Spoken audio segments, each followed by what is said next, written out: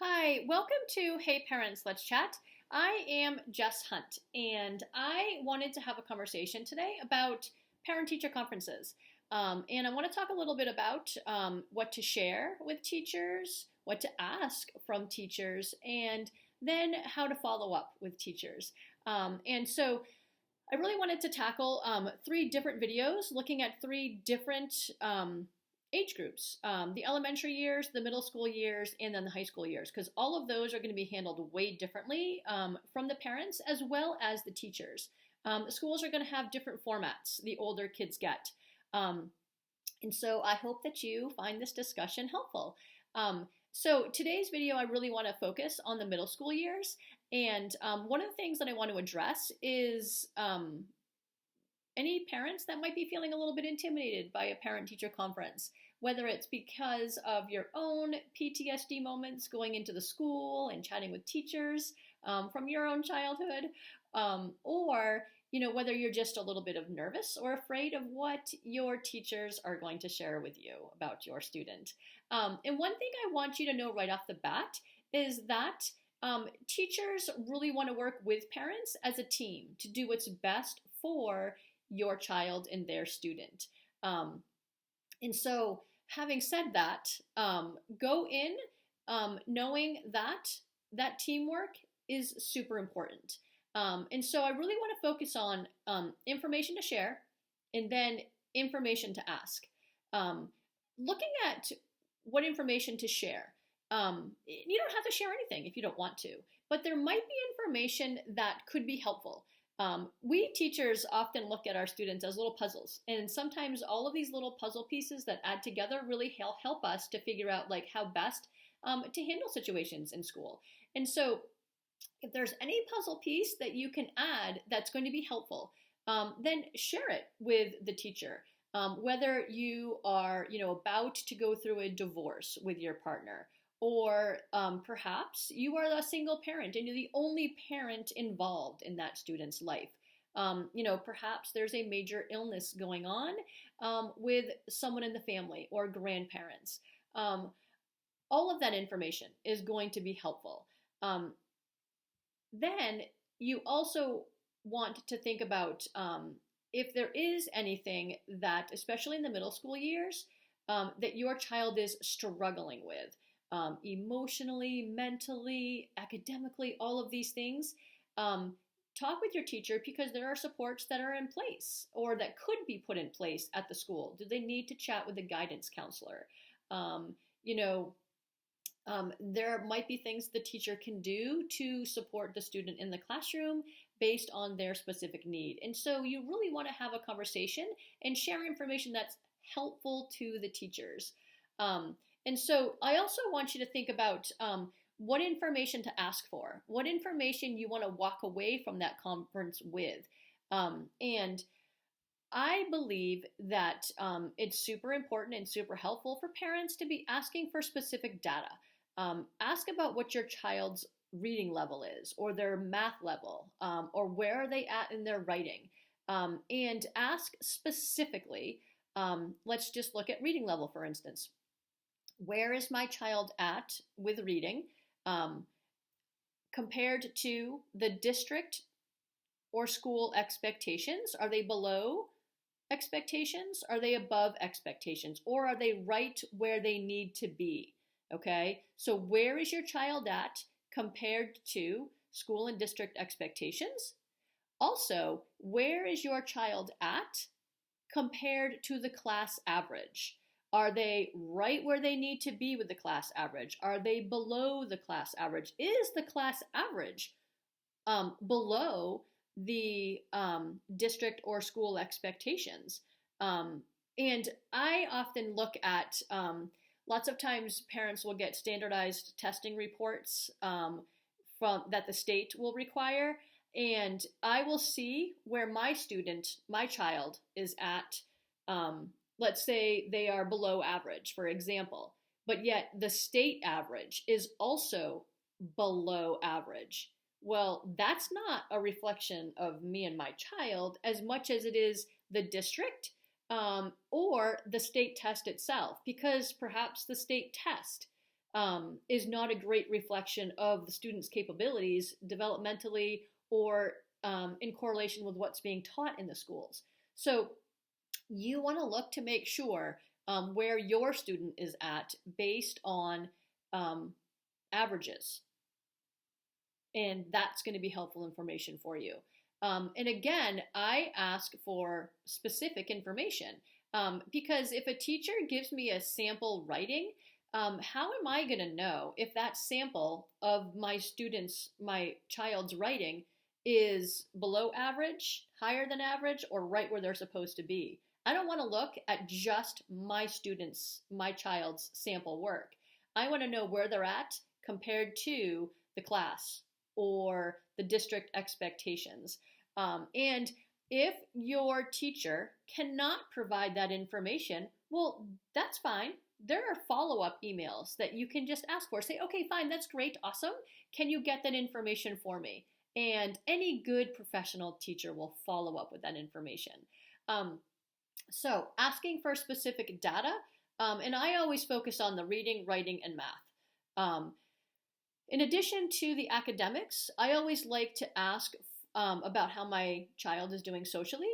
Are they getting along? Are they being kind? I also like to ask about their level of effort in their schoolwork, only because work ethic was really important to me. I don't care where you're at. You could be above average and getting super awesome grades, and academically everything comes natural to you. But I still want you working hard, and I want you challenging yourself.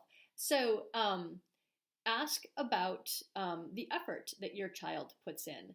And then once you've asked for the data, you've asked for opinions on how things are going, maybe talk about action plans. Is there anything that I can do at home that's going to help support my child in school? What can I be doing at home? And then what can be done at school to ensure that there are improvements made? So what is the action plan going to be for my part as a parent and then the teacher's part at the school? And then we're supporting the student together. We're working as a team. We have plans in action. And then you can follow up. You can follow up after the parent-teacher conference doesn't have to be just a one-and-done thing. You can then follow up like 2 or 3 weeks later, maybe a month later. Give it time to take effect. And just have a quick phone conversation or a quick email.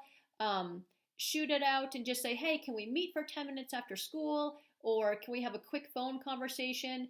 Whatever is easiest, just to recap and find out how things are going. Is the action plan in place working? What else can we do at home? Every teacher is going to appreciate the support from family, just like every parent is going to appreciate support from their teacher at school. Because again, we're all working together for what's in the best interest of the child. And so one of the things that I also want to talk about is that when you are communicating with teachers, it's really good to have,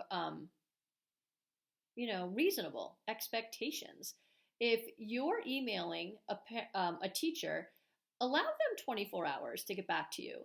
Any good professional teacher is going to get back to a parent within 24 hours. But, that's a reasonable amount of time. And I want to clarify business hours.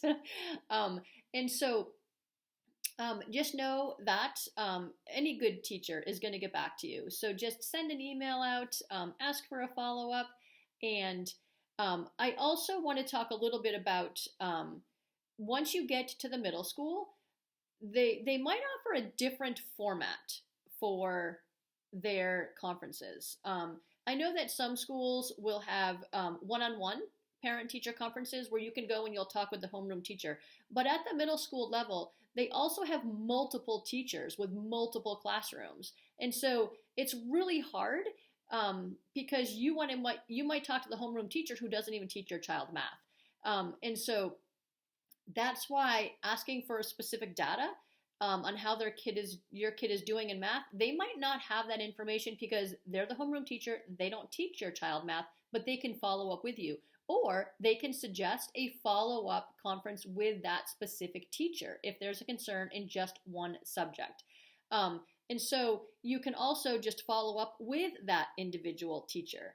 Now, some middle schools might offer what are called student-led conferences, where you go in, there are teachers, available to talk to, but you are looking at perhaps a portfolio that your student might have created, and they're going through and they're showing you all their work.